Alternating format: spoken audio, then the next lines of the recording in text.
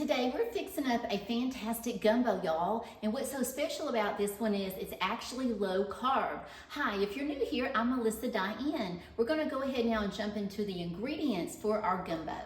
Now for this gumbo, there are a lot of ingredients, but y'all, putting this together is really super simple. So this is also a really good video if you've never made a gumbo before. So let's jump into it. First of all, we are gonna be using some okra in this gumbo. Now, if you don't like okra, don't run away screaming, because I'm gonna show you a way to do this. I think you're really gonna like it. So we've got some okra. We also have got some sausage links. I already got these cut up. You can use any kind you want. I've got some shrimp, and I'm using just some medium-sized frozen shrimp that I had. We're gonna use a little bit of olive oil, some chicken broth. I'm gonna go ahead, normally I don't do this, but I had some of these little diced green chilies left over from another soup I did today. I'm actually gonna throw a few of those in there. We're gonna have an onion chopped up right here, and then we're gonna also have some garlic that we're gonna press, some fire roasted tomatoes, some celery, some little gumbo filet, and then for your seasonings, oh, also over here, we've got some cauliflower rice, because remember, we're making this low carb, so I got some cauliflower rice, and y'all, this stuff actually does taste good, so just trust me, just hang around. Now for your seasonings, let me look on my paper here, because I got my seasonings all in my little baggie. I already measured those out last night, and I put in there, I put some Cajun seasoning, quite a bit of that. I got 2 whole tablespoons of that Cajun seasoning, some sea salt, actually, let's see, and also some coarse ground black pepper. Then, let's see, I think that's all that I have actually right there. So now let's go ahead and jump into it. First thing I'm gonna do is I'm actually put my okra here in a skillet. And I'm gonna cook this okra for a few minutes in here, because what that's gonna do once I've cooked this, and I've cooked it for a good little bit, then it's gonna get that sliminess off. And that's what so many people don't like about the okra. So I'm gonna do that, and we're gonna cook that, and then after I've done that, I'll be back. So I think what I'm gonna do while that is cooking, that's gonna go for just a little bit, and I'll be messing with it while it's cooking. But while that is cooking, I'm gonna go over here. So let me scoot you over. Here we go. And we're gonna come over here. And in this pot, I'm gonna go ahead and get started. I've got several things you can tell that we're cooking. I'm gonna go ahead and get started over here with our celery and our onions. So I thought about it, actually instead of putting in some olive oil, I'm actually gonna put some butter in. So here we go. I'm gonna put that butter in there, and I'm gonna turn this up and let that go ahead and start getting melted. And I'll scoot that over in a second so you'll be able to see a little bit better. But let's go ahead and get that going. Once that's melted, then what we're gonna do is we will put in our onions and our celery so those can start sauteing, while over here, we've got our okra cooking. And then we'll be able to combine them. So it'll save us a little time. So now I am going ahead and I am putting our onions in. We've got our onions in here. And then we're gonna also put in our celery while all that butter's melting. We have our butter in there, and we have got our onions that are just going. We got a few more onions to put in. Let's put them all in. There we go.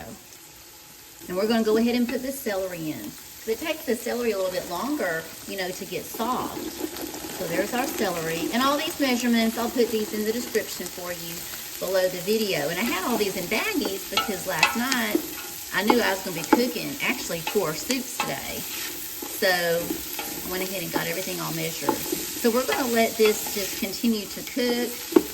And after it's gone, I'll turn this down in a few minutes so it'll kind of be on the simmer. And then I'll let that get all nice and soft, and then we'll be back. Okay, I think while this is finishing up and it is sauteing, it's actually a little higher than a saute, so let's turn it down. So while this is going and getting nice and soft, I'm gonna go ahead and add in the garlic. And I'm probably gonna do about 4 or 5 cloves of garlic, because we really like ours to be, have a lot of flavor and be nice and spicy. So I'm gonna take about 4 or 5 of these and just press them. Okay, so now what we're gonna do, it looks like we've got the onions, the celery's all doing good. We're gonna put in the sausage and we're gonna stir it around until it is all browned. Okay, we are looking so good. Let me fix this so you can hopefully see it really well. We are doing really good, and now we're gonna put in our broth. So here we go.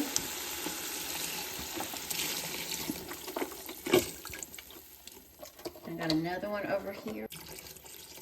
There's a little more broth. And I'm gonna go ahead and put all of this one in. We'll have a lot of soup. Now, once you've gotten all your broth in, we're gonna put in our fire roasted diced tomatoes. And y'all, you can really use any kind of tomatoes, but I really like these. Let me show you what they look like. There they are. They're fire roasted diced tomatoes, and I just put all of them in. I don't drain them or anything. And it just really gives a lot of flavor. And remember, this is a low carb recipe that we're doing. We're gonna stir all that together. Once you've stirred all this together really well, you're gonna put all those seasonings in that we talked about earlier, the Cajun mix and all those different seasonings. We're gonna dump all those in here. Okay. Once we get all these seasonings mixed up, now we're gonna jump over here and we're gonna put our okra in. Okay, so now I have got the okra in here, as you can see. And I'm gonna stir this around, and we're just gonna keep stirring. And I'm gonna turn the heat up now. Y'all, didn't this look pretty? Oh my gosh. If y'all are regulars here, you know that when I'm cooking, I just really like it to be pretty. I think if you're gonna cook, why not? So let's go ahead now, we're gonna turn this up and we're gonna get this to boil. As soon as it's boiling, I'll see you in a few minutes. Okay, so it looks like we have come to a boil, and now what I'm gonna do, y'all, is I'm just gonna put this down to a simmer, and we're gonna simmer for about 30 minutes, and then I'll be right back. Okay, y'all, now look at this is looking so good. Everything has been simmering for probably about 30 minutes, and now what I'm gonna do, I'm gonna add in our shrimp. Here we go. Let's put this shrimp in here. We're gonna stir this all together, and then we're gonna let this continue to simmer for about 5 minutes. All right, it's been about 5 minutes, so now we're gonna go ahead and add in our cauliflower rice. Now remember, I told you that this gumbo is a low carb gumbo, and so y'all, I don't know if you've ever used this. Let me see if I can show you the package right here. Okay, so now it's been going for about 5 minutes. Now what I'm gonna do is I'm gonna put in some cauliflower rice. This was some frozen rice, and I took it out, frozen cauliflower rice, and I just let it thaw out. And y'all, if you've never tried this, and if you're trying to do a low carb diet, y'all, this cauliflower rice tastes really good. It has obviously a different texture, but I'll take this, and like I said, I'm gonna put it in here. Sometimes I'll take some more and just put some other seasonings. I'll put it in a skillet, and you can put Worcestershire sauce. You can put all types of seasonings in this cauliflower rice and just do just about anything you want to with it. And what we'll actually end up doing when we serve this, when I serve this for our meal, I will take some more cauliflower rice and I'll heat it up, and I'll put that in a bowl and then put this over the top of it. Now what we're going to do is we're going to continue to stir this for about a few minutes, and we'll let this simmer for about another 5 minutes. Now what I've done is I let it go for about 5 minutes, and then I turned the heat off, so there's no heat going anymore, and I'm actually going to remove this from the heat. Okay, so this has been removed from the heat, and now I'm going to take a little bit of this little bit of here, this gumbo filet. I like to use the Tony Chachere's. I just love his. And so this gumbo filet, what it's going to do is it's going to help your gumbo thicken up. So I'm just going to put a little bit of this across the top. And then I'm going to come back and do it the other way, across the top. And then I'm going to stir it. Let me get my wooden spoon. Okay, now I'm going to stir this.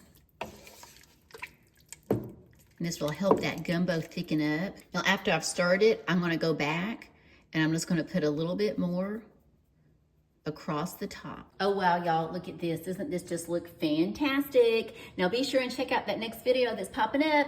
I'll see you there in a few minutes. Bye-bye.